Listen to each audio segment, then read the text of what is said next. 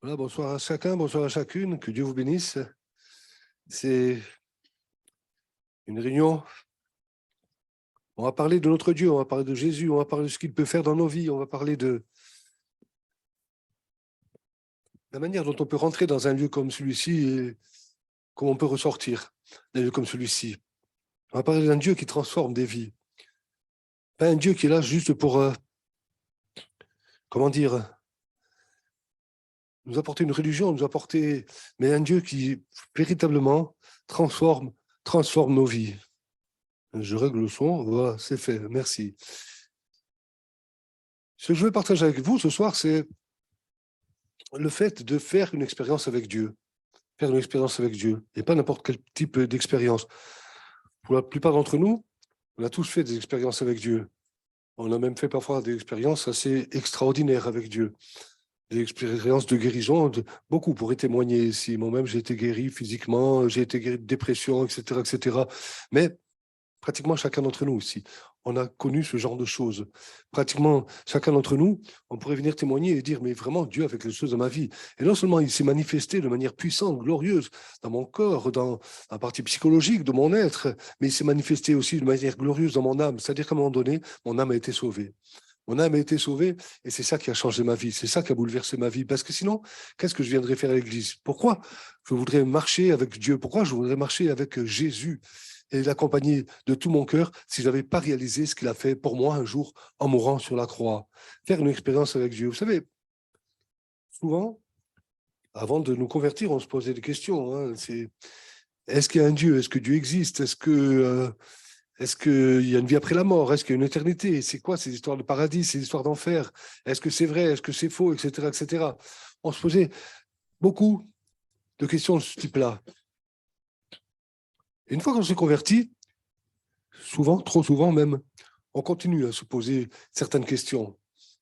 Mais pourquoi Dieu n'était pas là quand j'avais besoin de lui? Pourquoi Dieu n'était pas là quand j'étais dans la difficulté, quand j'étais dans l'épreuve? Qu'est-ce qui s'est passé?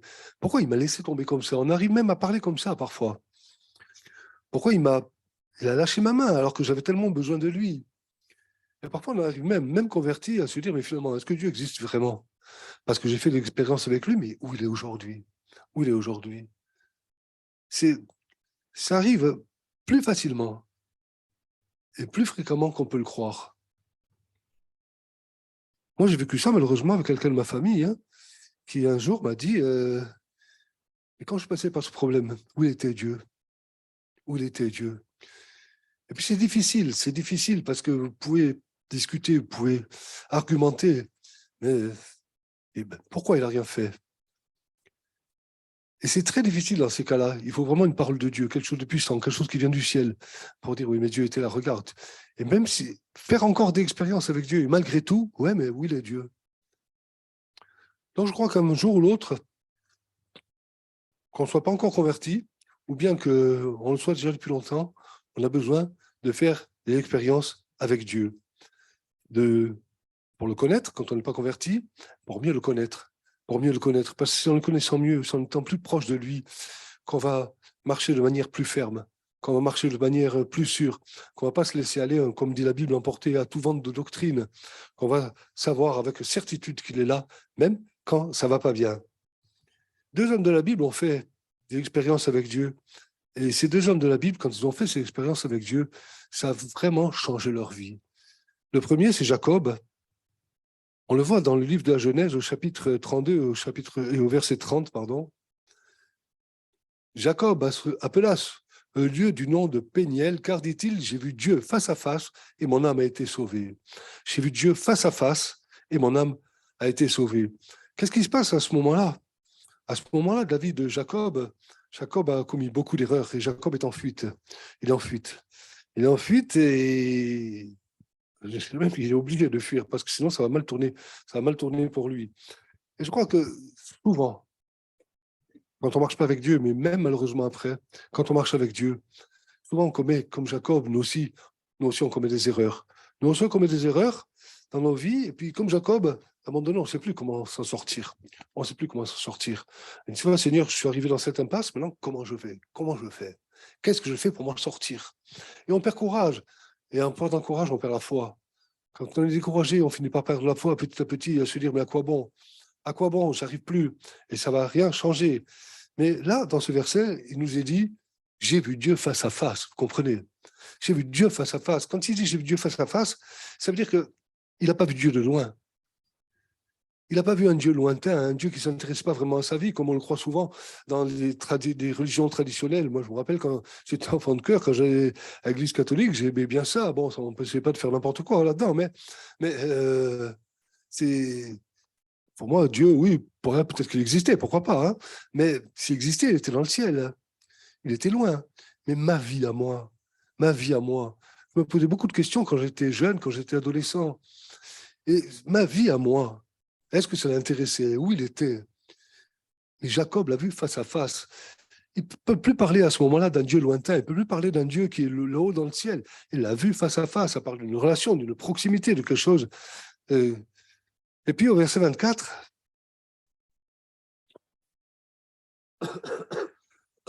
pardon, Jacob demeura seul, alors un homme lutta avec lui jusqu'au lever de l'aurore.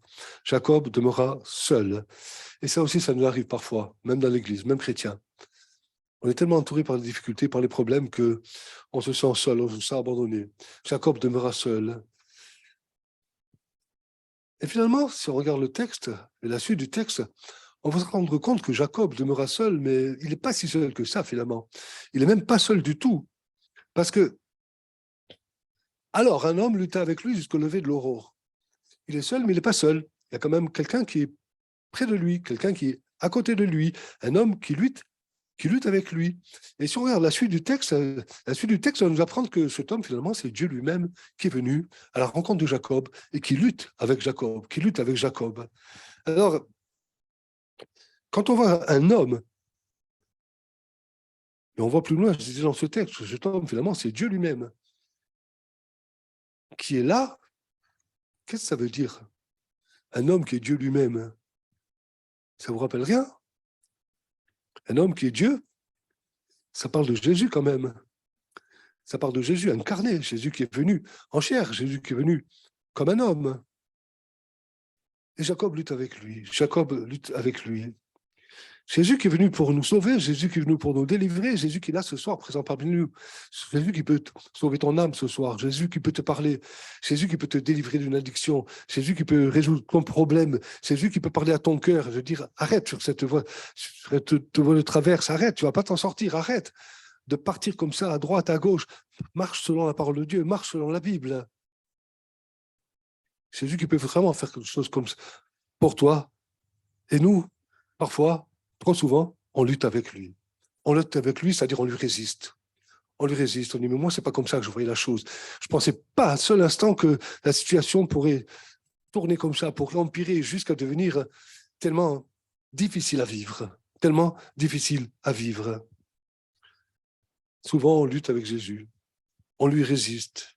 Mais il a lutté avec lui jusqu'au lever de l'aurore, c'est-à-dire jusqu'à ce que les ténèbres s'effacent, jusqu'à ce que le soleil se lève. Et heureusement pour nous, souvent ça s'est passé comme ça dans nos vies. Souvent on a lutté avec Jésus parce qu'on ne le connaissait pas, parce qu'on ne le connaissait pas, parce qu'on avait du mal à croire. Moi, c'était mon cas, j'avais beaucoup de mal à croire ce qui était écrit dans la Bible. Vous savez, moi, les mers qui s'ouvrent en deux, les fleuves qui s'ouvrent en deux pour laisser passer les peuples, le soleil qui s'arrête 24 heures, voilà. C'est chaud, hein. Moi, ça, c'est pas pour moi, hein.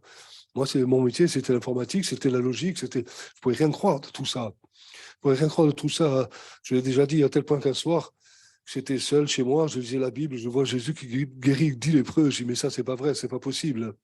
Et je dis à Dieu comme ça, dans mon incrédulité, je venais déjà à l'église. Je dis, mais, oh Dieu, si c'est vrai ton histoire de lépreux guéri, moi, ça fait 20 ans que j'ai mal au dos. Si, guéris-moi du dos, et là, je le croirais. Je me suis réveillé le lendemain matin, terminé. Ça fait 30 ans que je n'ai jamais plus vu un ostéopathe, ça a été réglé. Dans mon incrédulité, Dieu m'a guéri. Croyez-le ou pas, j'ai eu encore du mal à croire l'histoire des lépreux pendant un certain temps. J'étais vraiment têtu. J'étais vraiment dur. Ça passait pas. Mais heureusement que Dieu est fidèle, que Dieu est patient. Et il est venu petit à petit me montrer que c'était vrai ce qui était écrit dans la Bible. C'était vrai ce qui était écrit dans la Bible. Et puis, jusqu'au lever de l'aurore, je disais, c'est le banc du soleil qui se lève. le soleil qui se lève sur ta situation, sur ta vie, mais sur ta situation aussi. Ne crois pas que tu vas rester tout le temps dans les ténèbres. Ne crois pas que ce temps de ténèbres qui est sur toi, qui pèse, que tu ne sais pas comment tu vas sortir, parce que la situation n'est pas facile à vivre pour toi. Mais ne crois pas que tu vas rester comme ça. Parce que tu marches avec Dieu, parce que tu veux marcher avec Dieu. Mais ne t'inquiète pas, Jésus est avec toi. Tu luttes peut-être parce que tu ne comprends pas ce qu'il est en train de faire. Jacob, il ne comprenait rien à ce qui se passait là. Il ne comprenait absolument rien à ce qui se passait. Il se battait, il se débattait, il faisait ce qu'il pouvait. Et Dieu voulait le bénir. Et Dieu voulait le bénir. Alors, Jacob vient de faire une rencontre avec Dieu. Jacob, c'était quelqu'un qui appartenait au peuple d'Israël. C'était quelqu'un qui faisait un peu n'importe quoi. Mais qui connaissait certainement, qui avait entendu parler de Dieu. Parce que de tout temps en Israël, Dieu était Dieu. Et donc, c'était quelqu'un qui avait entendu parler de Dieu. Mais c'est quelqu'un qui n'avait pas fait une rencontre personnelle avec Dieu. C'est quelqu'un qui n'avait pas vu Dieu face à face. Et souvent, même quand on vient à l'église depuis quelque temps, et parfois même depuis longtemps, on reste trop théologique. On a entendu parler de Dieu. Mais est-ce qu'on a une relation avec lui? Est-ce qu'on est près de lui? Est-ce qu'on lui parle de manière, pas lui parler parce qu'il faut, on retombe sous la loi, il faut prier, il faut lire la Bible, bien sûr qu'il faut le faire, mais pas parce qu'il faut le faire. Parce que c'est notre âme qui en a soif, parce qu'on s'approche de lui, parce que Dieu vient nous toucher, parce qu'on fait des expériences avec lui dans ces cas-là. Je crois que c'est dimanche que Vincent disait que combien de fois on avait besoin d'une réponse, on ne savait pas comment s'en sortir, et puis on lisait la Bible, on ouvrait la Bible, on lisait, et paf, il y avait un texte. Tiens, j'y pense, c'était mon cas ce matin. Mon cas ce matin, dans Ézéchiel, il faut le faire. Hein. Mon cas ce matin, je dis, mais c'est ça la réponse. Et je crois que c'est ça que tu disais dimanche matin que je suis, hein. Et donc, c'était vraiment, Jacob avait besoin de faire cette expérience, un face-à-face avec Dieu, un face-à-face avec Dieu. Et puis, au verset 26,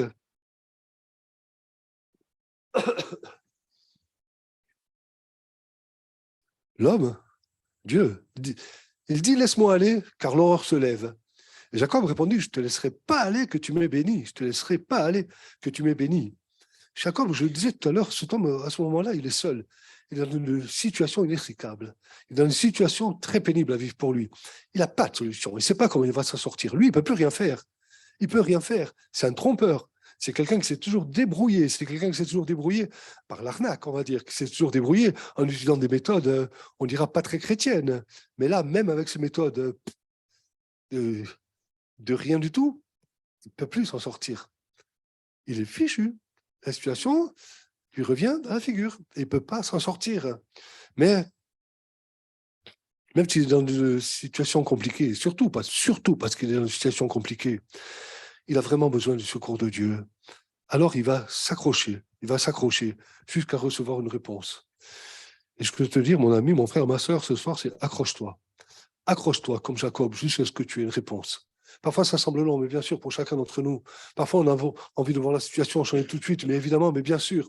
Parfois, on vient à l'imposition des mains. On a envie que ça se passe tout de suite. On a envie même quitte à tomber par terre, comme on le lit dans certains livres, comme on entend parler. Ça s'est passé ici, ça s'est passé là. On a envie que nous aussi, l'Esprit tombe sur nous, de tomber par terre, de vivre une expérience glorieuse avec Dieu, d'être délivré de ce poids qui nous accable, cette situation qui nous accable. Mais Dieu ne fonctionne pas toujours comme ça. Mais il reste Dieu. Il reste Dieu. C'est pas pour ça qu'il faut qu'on lui retire notre confiance. Parce qu'on ferait déjà Dieu menteur. Jacob va s'accrocher. Il a fait une rencontre avec Dieu. Mais il veut obtenir sa bénédiction. Je ne te laisserai point aller. Je ne te laisserai point aller.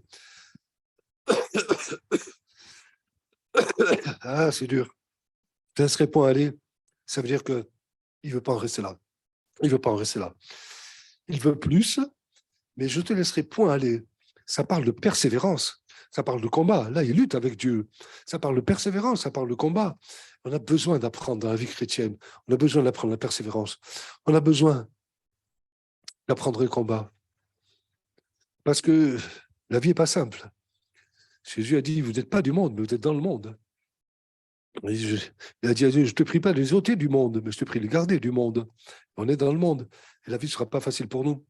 la vie ne sera pas facile pour nous, même elle sera parfois plus difficile pour nous encore.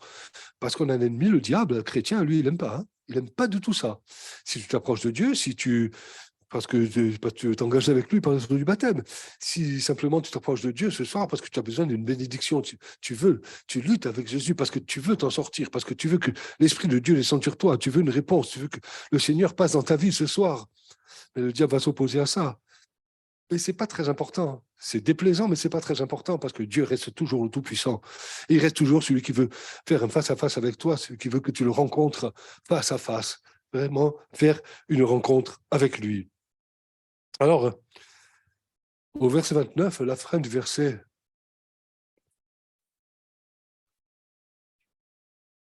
et il le bénit là. Jacob, un trompeur, un rusé, qui ce coup-ci, sa ruse, ses tromperies ne pouvaient plus servir à rien. Il pouvait baratiner, il pouvait, comme on dit vulgairement, embrouiller les gens. Mais là, c'était fichu pour lui. Il avait été trop loin. C'était une situation de rupture. Il risquait gros sur ce coup-là. Une situation de rupture avec un retour arrière, une marche arrière impossible à faire. S'il passait par cette situation de rupture, c'était terminé pour lui. Il avait besoin du secours de Dieu. Il a fait une rencontre avec Dieu, il a vu Dieu face à face. Il a lutté avec lui. Parfois, on résiste au Seigneur. On résiste au Seigneur. On connaît sa volonté pour nos vies. On connaît sa volonté pour nos familles. On connaît sa volonté pour notre manière de marcher avec lui. On connaît sa volonté pour nos enfants et souvent, on lui résiste. Mais moi, non, c'est pas comme ça que je vais faire. Et on lutte avec Jésus. Mais il est bon de réaliser le moment venu que finalement, comme Jacob, dire, je ne veux pas te laisser partir. Ce soir, je ne veux pas te laisser partir tant que tu ne m'as pas béni. Et il le bénit là. Et quelle bénédiction! Il le bénit là. Et quelle bénédiction! La fin du verset 30. Je ne te l'ai pas mis. J'ai vu Dieu face à face. Et mon âme a été sauvée. C'était plus, comme je disais tout à l'heure, un Dieu lointain, c'était plus un Dieu dont il avait entendu parler parce qu'il faisait partie du peuple d'Israël, mais il continuait à vivre sa vie comme il voulait, lui, tout simplement. Là, il avait fait une rencontre avec Dieu, Dieu face à face. Et son âme a été sauvée. Et son âme a été sauvée.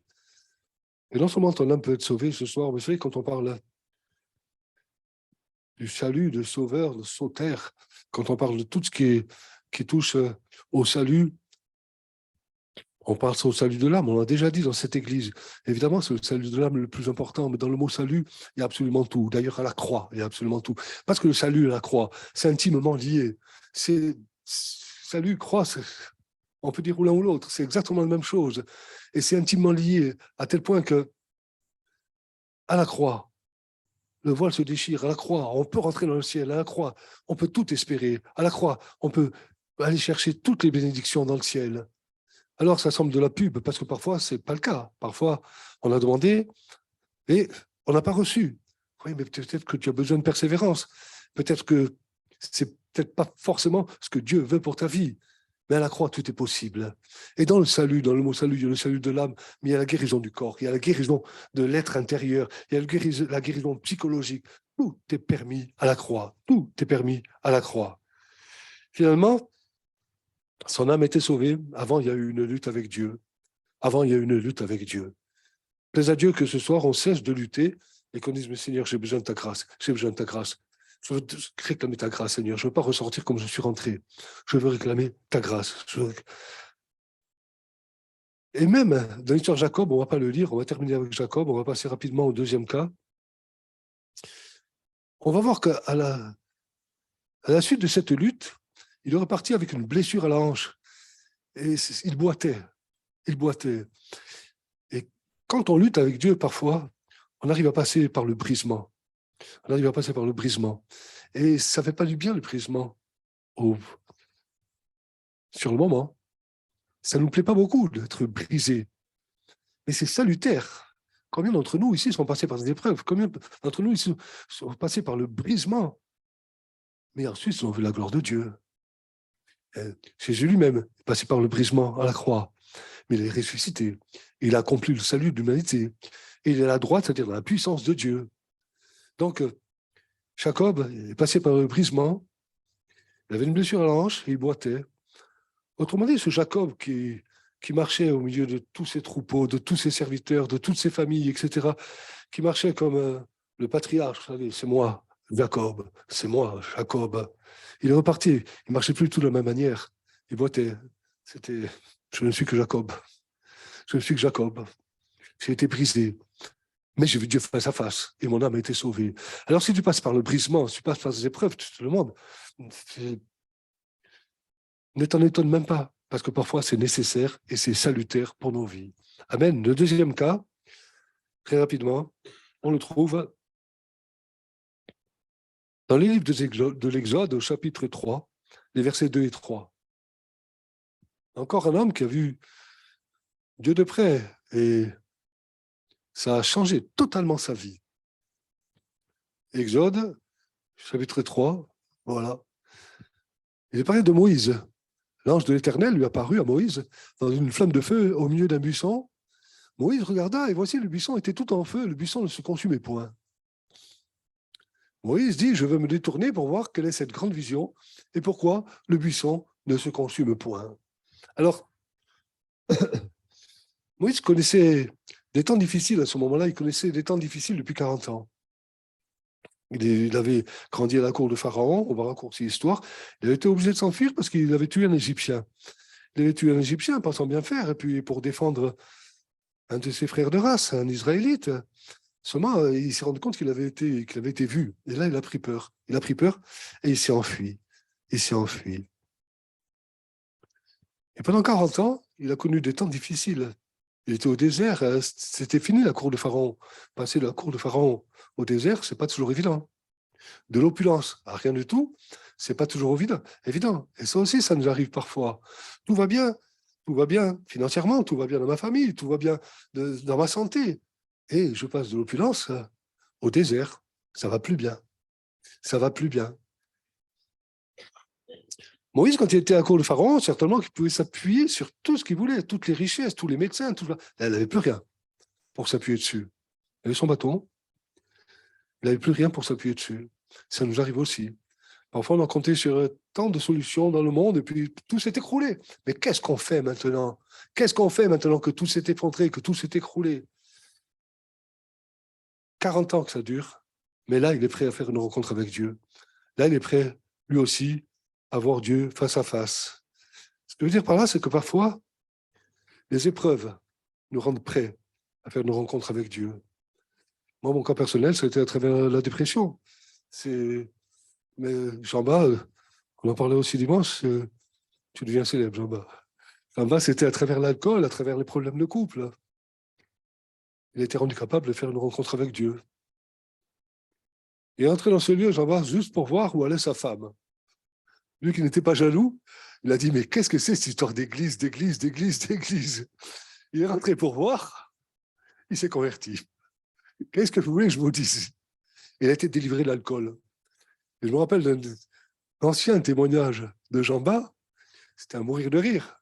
Parce qu'il me racontait, même après, il me disait, mais Félix, moi, quand j'arrive à la maison, il dit, ma voiture, elle est tombée 150 000 fois en panne. Je dis, pourquoi? Il dit, je m'arrêtais dans tous les bars. Il dit, quand j'arrivais, il dit, j'ai crevé 150 000 fois.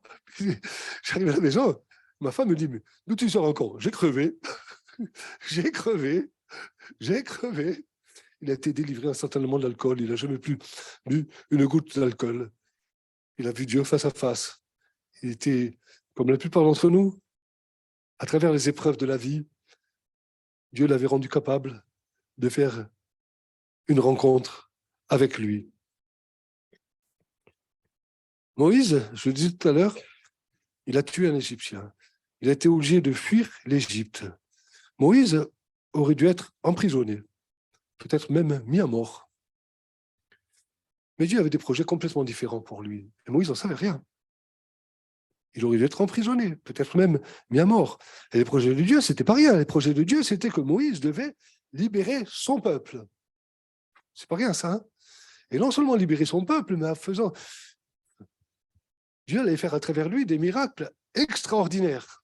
Les 10 plaies d'Égypte et autres. C'est pas rien, ça non plus. Un homme en fuite. Un homme en fuite. Si on résume, Moïse ne pensait certainement pas à ce moment-là. Il est avec son troupeau au désert. Il pensait certainement pas à ce moment-là que sa vie est basculée jusqu'à devenir le libérateur de son peuple. Il avait essayé, il avait tué un Égyptien, ça avait mal tourné, parce que c'était lui qui voulait faire par ses propres forces. Il s'est arrêté au bout d'un Égyptien. Ça n'a pas été loin. Il a failli laisser la peau lui-même. Mais quand ça a été avec Dieu, c'est toute l'armée d'Égypte qui a été engloutie dans les eaux. Vous comprenez la différence? Mais juste une petite digression, ce n'était pas prévu. C'est comme Moïse, quand Dieu l'a appelé, comme beaucoup d'autres hommes de la Bible, qu'est-ce qu'il a dit? Il dit pas moi, et moi je ne suis pas capable. Moi je ne suis pas capable. Et je crois que tant qu'on dira moi je ne suis pas capable, Dieu nous utilisera. Quand on commencera à dire si c'était moi, on verrait. Là, ça ne va pas marcher. Si tu veux être un Moïse dans ton église, dans ta vie, dans ta famille, autour de toi, je crois qu'il faut te tenir devant chacun d'entre nous, comme tout le monde. Il faut qu'on se tienne devant la face de Dieu et dire Seigneur, moi je veux te servir, maintenant je ne suis pas capable.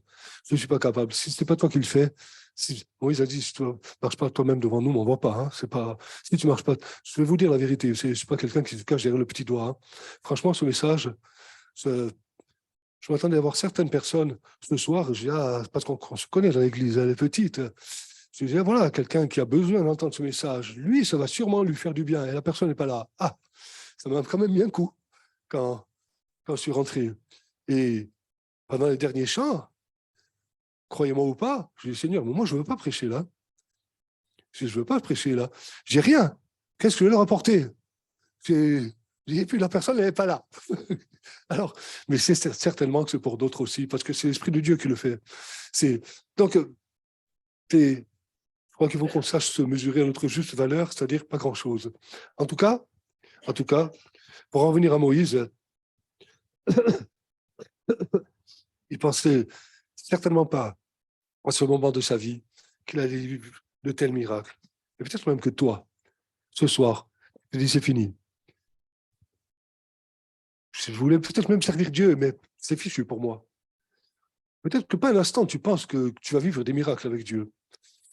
Peut-être que pas un instant tu penses que c'est toi qui vas apporter peut-être la libération dans ta famille, la libération à certains membres de cette église et tout, parce que tu es dans l'épreuve, parce que tu es au désert, et tu te dis, mais pour en arriver là, je le disais tout à l'heure, Moïse avait besoin lui aussi de faire une expérience avec Dieu, il va la faire au verset 2. Au verset 2, il nous est dit, l'ange de l'Éternel, et l'ange de l'Éternel, c'est encore pareil, c'est encore ce qu'on appelle une théophanie, c'est encore une image de Jésus. L'ange de l'Éternel lui apparut dans une flamme de feu au milieu d'un buisson. Moïse regarda, et voici le buisson était tout en feu, et le buisson ne se consumait point. L'ange de l'Éternel lui apparut. Moïse aussi a fait une rencontre avec quelqu'un qui venait du ciel. On a besoin de faire une rencontre avec Jésus. Peut-être que tu es baptisé depuis des années. Tu as quand même besoin de faire une rencontre avec Jésus ce soir, d'être renouvelé dans le Saint-Esprit, de refaire une rencontre avec quelqu'un qui t'aime, mais quelqu'un qui règne en même temps. Pas quelqu'un qui t'aime parce qu'il y a des gens qui t'aiment et qui ne peuvent rien faire pour toi, mais quelqu'un qui t'aime, mais qui règne, qui peut tout faire pour toi dans cette soirée. On a besoin de faire cette expérience au milieu d'un buisson ardent, Et ce buisson avait une particularité, on le voit à la fin du verset. Et le buisson ne se consumait point. Alors, au verset 3, Moïse va prononcer cette parole. Moïse dit, je veux me détourner pour voir quelle est cette grande vision et pourquoi le buisson ne se consume point. Je veux me détourner. Ça veut dire quoi, je veux me détourner?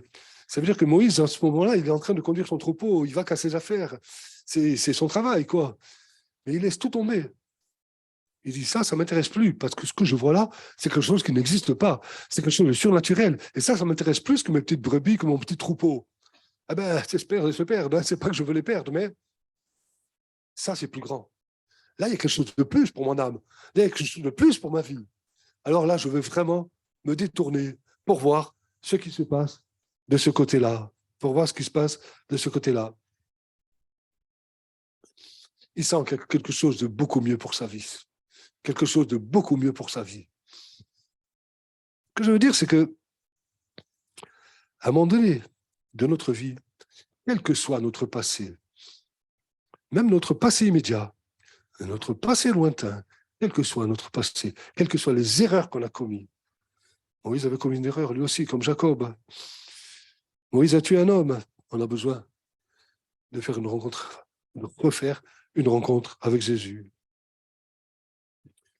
Moïse a tué un homme. Mais la Bible dit que là où le péché a abondé, la grâce de Dieu a surabondé. Et le plus beau de l'affaire, c'est que ce Moïse qui a tué un homme, c'est lui qui un jour va apporter la loi au peuple d'Israël en disant « tu ne tueras point ». Comment le faire, hein? Si ça, ce n'est pas la grâce de Dieu. Il a utilisé un criminel pour dire « ça, tu ne le feras pas ». C'est quand même assez extraordinaire. Jésus nous communique une vision. Il a communiqué une vision. Et cette vision, c'est la vision d'un buisson qui brûle et qui ne se consume pas. Et ça n'existe pas. Ça n'existe pas. Ce que je veux dire par là, c'est que dans le monde, on peut brûler pour beaucoup de choses. Là, ça va me faire du bien, ça, ceci, ça, cela, ça, comme ci, ça, comme ça. Mais ça brûle, ça se consume, il ne reste plus rien. Il reste des cendres.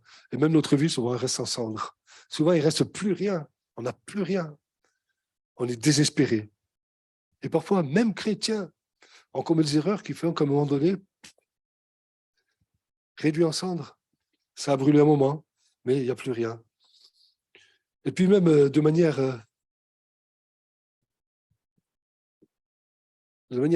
tout ce qui est le plus louable, je dirais. Parfois, on a brûlé pour des choses louables. Parfois, on a brûlé du désir de changer de vie. Combien de chrétiens brûlent du désir d'être libérés de telle addiction, de tel péché? Combien de chrétiens sont encore sous les chaînes? Parfois, on brûle aussi de dire maintenant, je vais faire le bien. Maintenant, je vais essayer d'être utile. Et puis, le feu s'éteint, le feu s'éteint. Mais Jésus, lui, il brûle d'un feu qui ne s'éteint pas. Il est mort sur la croix. Et son amour pour toi, c'est un feu qui ne s'éteint pas. Il ne s'éteint pas. Et ce feu-là, il veut te le communiquer. Et quand tu as le feu de Dieu qui brûle au fond de ton cœur, ce que tu entreprends pour Dieu, tu ne l'arrêtes pas. Tu ne l'arrêtes pas parce que c'est pour Dieu et pour Dieu seul que tu le fais, et pour ton Église. Et puis, évidemment, ça va de pair. Mais ce feu-là, lui, il ne va pas s'éteindre, parce que c'est Dieu qui le communique. C'est Dieu qui le communique. Moïse a fait l'expérience d'un feu qui brûle et ne s'éteint pas. On a besoin de faire cette expérience.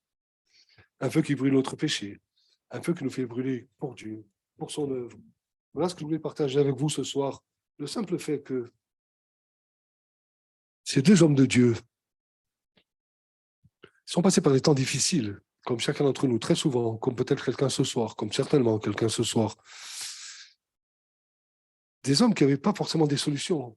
Moïse est retourné en Égypte, il était mort. Moïse ne pensait jamais qu'il allait être utilisé comme ça par Dieu. Peut-être que tu ne penses plus du tout que tu vas être utilisé par Dieu. Jacob, n'en parlons pas. Jacob, c'était terminé pour lui. Terminé. C'était la fuite ou la mort. À ce qu'il croyait, en tout cas. Et dans les deux cas, ils ont fait une rencontre avec quelqu'un qui est venu du ciel. Et ce quelqu'un qui est venu du ciel, il est là présent ce soir au milieu de nous, c'est Jésus. Et Jésus, il est là présent au milieu de nous ce soir. Tu as fait une rencontre avec lui, mais les choses se sont estompées. Tu es loin de tout ça. Maintenant, ça s'est un peu effacé. Tu as besoin de revoir Dieu face à face, comme Jacob. Pas un Dieu lointain, mais un Dieu avec qui tu vas pouvoir parler face à face. On a tous notre part à faire. Ce face à face, on peut le faire dans la journée, le matin, avec lui dans la prière. Mais il y a les temps privilégiés. C'est les temps où l'Église se réunit. Les temps où l'Église est rassemblée comme ce soir. Les temps où Jésus passe au milieu de nous. Et il veut encore nous proposer ce face-à-face. Il veut nous proposer parfois de refaire une alliance avec lui. De dire, tu vois Seigneur, j'ai fait des erreurs. Tu vois Seigneur, ça ne va pas ça dans ma vie. Tu vois Seigneur, là, il y a un souci. Je ne sais pas comment je vais en sortir. Mais je veux refaire cette alliance avec toi. Lui, de son côté, l'alliance, elle n'a jamais été rompue. Mais de notre côté, parfois, le péché, on rompt l'alliance par le péché, mais pas forcément par le péché. Parfois, c'est parce que simplement, on n'y croit plus. Mais c'est une alliance de foi, c'est une alliance de confiance. Et je crois que ce que Dieu veut te proposer ce soir, c'est de refaire une alliance avec toi. Que tu refasses un face-à-face avec lui. Et que comme Jacob, tu puisses dire en sortant de ce lieu, j'ai vu Dieu face à face et mon âme a été sauvée. Même si tu l'as sauvé pour l'éternité, mais que tu retrouves l'assurance de ton salut, que tu te mettes de côté ces pièges du diable, ces pièges dans lesquels tu es en train de tomber, de t'engouffrer, que ce soit mis de côté par la puissance du Saint-Esprit ce soir. Et que ton Dieu vienne ce soir faire une œuvre de salut dans ton cœur, dans ton âme, dans cette situation qui est en train de gâcher ta vie et qui le gâchera peut-être de manière définitive d'ailleurs. Que ton Dieu vienne maintenant bénir ta vie. Amen. Que Dieu vous bénisse.